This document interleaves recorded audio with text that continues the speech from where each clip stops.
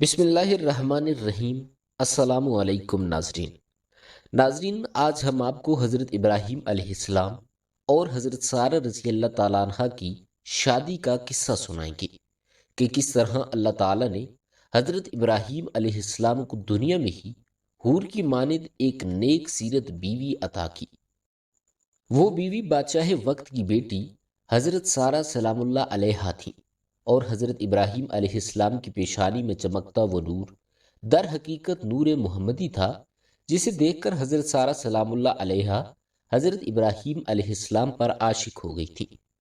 روایات یہ بات ثابت کرتی ہیں کہ صرف حضرت زلیخا ہی حسن و جمال کا پیکر نہ تھی، بلکہ حضرت ابراہیم علیہ السلام کی زوجہ حضرت سارہ رضی اللہ تعالیٰ عنہ بھی خوبصورتی اور نزاکت میں اپنی مثال آپ تھیں۔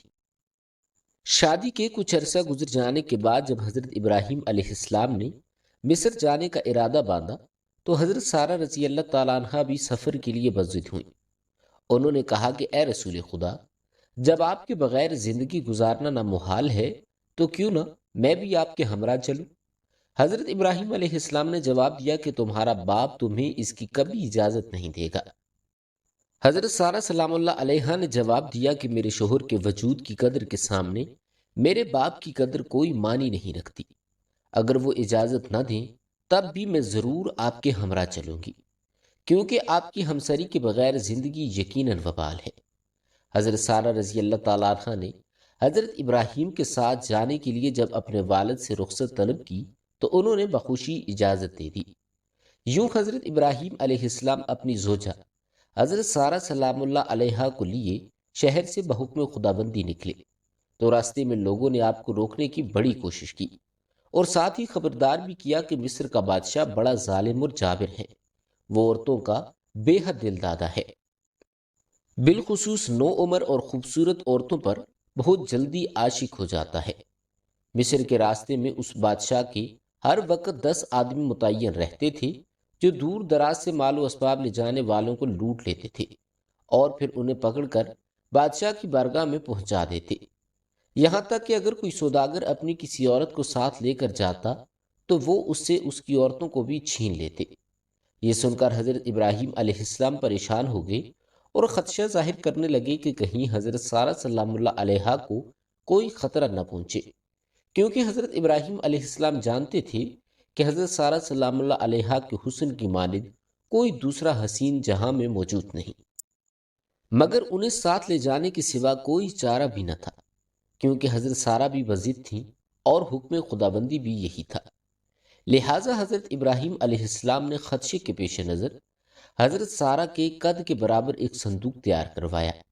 وقت روانگی حضرت سارہ سلام اللہ علیہا کو اس صندوق میں چھپایا اور ساتھ ہی صندوق پر قفل بھی لگا دیا اور صندوق کو اونٹ کی پشت پر بندھوا دیا تاکہ یہ ظاہر ہو کہ اس صندوق میں ضرورت کا سامان ہے۔ جب حضرت ابراہیم علیہ السلام شہر میں داخل ہوئے تو سپاہی محصول لینے کے لیے آپ کے پاس پہنچے۔ سپاہیوں نے صندوق کو کھولنا چاہا تاکہ صندوق میں موجود سامان کی تعداد دیکھ کر ہی محصول وصول کیا جائے۔ جب سپاہی صندوق کھولنے لگے تو حضرت ابراہیم علیہ السلام نے منع فرما دیا اور فرمایا کہ اس صندوق کو مت کھولو۔ اس صندوق کے بدلے تم جو بھی محصول مقرر کرو گے میں دینے کو تیار ہوں، چاہے وہ محصول اس صندوق کے وزن کے برابر سونا یا چاندی ہی کیوں نہ ہو۔ حضرت ابراہیم علیہ السلام کا یہ جواب سن کر سپاہیوں کے دل میں تجسس جاگا کہ آخر اس صندوق میں ایسا کیا ہے جو یہ شخص صندوق کھولنے سے منع کر رہا ہے اور صندوق کے وزن کے برابر سونا چاندی بھی دینے کو تیار ہے۔ چنانچہ سپاہی بضد ہوئے اور صندوق کو کھول دیا۔ جب صندوق کو کھولا تو دیکھا کہ اس صندوق میں ایک پری پیکر حوروں سا حسن لیے بیٹھی ہے، ایسا دلسوز حسن کہ جسے کریا کریا بھی ڈھونڈا جائے تو ناممکن تھا۔ سپاہیوں نے سابقہ روایت کو برقرار رکھتے ہوئے حضرت ابراہیم علیہ السلام اور حضرت سارہ سلام اللہ علیہا کو پکڑ کر بادشاہ کی بارگاہ میں پہنچا دیا۔ جب بادشاہ نے حضرت سارہ سلام اللہ علیہا کو دیکھا تو ملعون کی راڑ ٹپک پڑی۔ اپنی خباثت بھری فطرت کے ہاتھوں مجبور ہو کر ملعون بادشاہ نے حضرت ابراہیم علیہ السلام سے سوال کیا کہ کیا یہ پری پیکر عورت تمہاری ہے؟ تو حضرت ابراہیم علیہ السلام نے جواب دیا جو قدیم شریعت کی روح سے درست اور جائز تھا، حضرت ابراہیم علیہ السلام نے جواب دیا کہ ہاں، یہ عورت میری بہن ہے۔ قدیم شریعت میں اپنی زوجہ کو بوقت ضرورت بہن کہہ دینا کوئی جرم نہ تھا، اور نہ ہی اس پر کسی قسم کا کوئی مواخذہ ہوتا تھا۔ حضرت ابراہیم علیہ السلام کا جواب سن کر ملعون بادشاہ نے کہا کہ تم مجھے اپنی یہ پری پیکر بہن دے دو، جس پر حضرت ابراہیم علیہ السلام نے فرمایا کہ یہ اپنی ذات کی خود مالک ہے۔ حضرت سارہ سلام اللہ علیہا نے جب یہ سنا تو فرمایا کہ میں تیرے شر سے خدا کی پناہ مانگتی ہوں۔ حضرت سارہ سلام اللہ علیہا کا یہ جواب سن کر بادشاہ بہت محظوظ ہوا اور اپنی کنیزوں کو حکم دیا کہ اس نوخیز حسینہ کو لے جاؤ اور نہلا دہلا کر شاہی قیمتی لباس پہنا کر اعلیٰ شاہی خوشبوؤں سے معطر کر کے میری آرام گاہ میں پہنچا دو۔ کنیز بادشاہ کو حکم بجا لائی اور حضرت سارہ سلام اللہ علیہا کو سجا کر بادشاہ کے کمرے میں پہنچا دیا گیا۔ اللہ تعالیٰ کو چونکہ اپنے خلیل اللہ سے بے پناہ محبت تھی، چنانچہ فوراً حضرت جبرائیل علیہ السلام کو عرش سے فرش پر بھیجا کہ ابراہیم کی آنکھوں پر سے پردہ ہٹا دیا جائے تاکہ وہ سب اپنی آنکھوں سے دیکھ سکیں، اور تمام تر گفتگو جو حضرت سارہ سلام اللہ علیہ اور ملعون بادشاہ کے درمیان ہو اسے اپنے کانوں سے سن سکیں۔ جب ملعون بادشاہ نے حضرت سارہ رضی اللہ تعالیٰ عنہ کو اپنی آرامگاہ میں دیکھا تو بیوی کے حسن و جمال کو دیکھ کر ششدر رہ گیا۔ ملعون بادشاہ نے جیسے ہی دست درازی کرنے کے لیے ہاتھ آگے بڑھایا تو اللہ کے حکم سے اس ملعون کا ہاتھ وہیں پر شل ہو کر رہ گیا، لیکن یہ پھر بھی باز نہ آیا اور بے حرمتی اور توہین کی خاطر ایک مرتبہ پھر سے آگے بڑھا تو بدبخت اپنے گھٹنوں تک زمین میں دھنس گیا۔ جب بدبخت بادشاہ نے حضرت سارہ کی یہ کرامت دیکھی تو کہنے لگا، یہ عورت تو جادوگر معلوم ہوتی ہے۔ تو حضرت سارہ سلام اللہ علیہ نے فرمایا کہ اے طاقت و دولت کے غرور میں مگن بدبخت انسان، یہ جادو نہیں بلکہ خداوند کریم کا مجھ پر کرم ہے، کیونکہ میرا خاوند اس قادر مطلق کا دوست اور ساتھی ہے جو مجھ سمیت تمام لوگوں کی حفاظت کرنے والا ہے۔ میں تیرے سامنے بے شک موجود ہوں، مگر میرا شوہر یقیناً خداوند کی حضور دعا گو ہے کہ تجھ جیسا ملعون مجھے بے آبرو نہ کر سکے۔ جب بادشاہ نے یہ سنا تو فوراً اس نے حضرت سارہ رضی اللہ تعالیٰ عنہ سے معافی مانگی۔ معافی مانگتے ہی اس کا ہاتھ بالکل ٹھیک ہو گیا اور اس کا آدھا جسم جسے زمین نے نگل لیا تھا زمین سے باہر نکل آیا۔ جب وہ پوری طرح ٹھیک ہو گیا تو بادشاہ نے پھر بد نظری کا ارادہ باندھا۔ اس بار نگاہ غل سے دیکھا تو اسی لمبے اندھا ہو گیا۔ جب بادشاہ نے دیکھا کہ یہ یقیناً معجزہ خداوندی ہی ہو سکتا ہے تو فوراً حضرت بی بی پاک کے حضور معافی کا طلبگار ہوا۔ بادشاہ نے کہا کہ اے بی بی، مجھ پر آخری مرتبہ کرم کرو، میں ہمیشہ کے لیے اس فعل بد سے توبہ کرتا ہوں۔ جب حضرت سارہ نے دعا کی تو ملعون بادشاہ پھر سے ٹھیک ہو گیا اور آنکھوں کی روشنی واپس آ گئی، مگر ٹھیک ہونے کے بعد اس نے پھر سے تیسری مرتبہ عہد شکنی کی اور حضرت سارہ سلام اللہ علیہ کو پھر سے بے آبرو کرنے کے لیے آگے بڑھا۔ مگر اس بار کرامت خداوندی یہ ہوئی کہ جیسے ہی بادشاہ آگے بڑھا تو اس کا سارا جسم خشک اور شل ہو کر اکڑ گیا۔ یہ پھر سے اپنی آنکھوں کی بینائی سے محروم ہو گیا۔ جب تمام بدن ناکارہ ہو گیا تو پھر سے حضرت سارہ سلام اللہ علیہ کے حضور معافی مانگی، درخواست کی تو حضرت سارہ سلام اللہ علیہ نے فرمایا کہ اے بدبخت ملعون، یہ میری نہیں بلکہ میرے شوہر ابراہیم کی دعا ہے جو میری محافظ بن کر میرے ساتھ ہے۔ میرا شوہر ابراہیم خداوند تعالیٰ کا دوست ہے، اب یہ ابراہیم کی رضا ہے کہ وہ تجھے معاف کر دیں یا یوں ہی چھوڑ دیں۔ بادشاہ نے جب یہ سنا تو فوراً حکم نامہ جاری کیا کہ ابراہیم علیہ السلام کو اس کی خوابگاہ میں بلایا جائے۔ جب حضرت ابراہیم علیہ السلام بادشاہ کی خوابگاہ میں پہنچے تو بدبخت اور ظالم بادشاہ نے حضرت ابراہیم علیہ السلام سے کہا کہ اے ابراہیم، مجھ سے درگزر کیجئے، میں اپنے فعل کی آپ سے معافی مانگتا ہوں۔ تو حضرت ابراہیم علیہ السلام نے فرمایا کہ یہ سب میری نہیں بلکہ تمام جہانوں کے رب کی مرضی اور منشا سے ہوتا ہے، وہ جسے چاہتا ہے بخش دیتا ہے اور جسے چاہتا ہے اس کی پکڑ کر لیتا ہے۔ انتظار کر اس وقت تک کہ جب تک خدا کی مرضی ظاہر نہ ہو جائے۔ حضرت ابراہیم علیہ السلام کی بات سن کر اللہ تعالیٰ نے فوراً حضرت جبرائیل امین کو آپ علیہ السلام کی خدمت میں بھیجا۔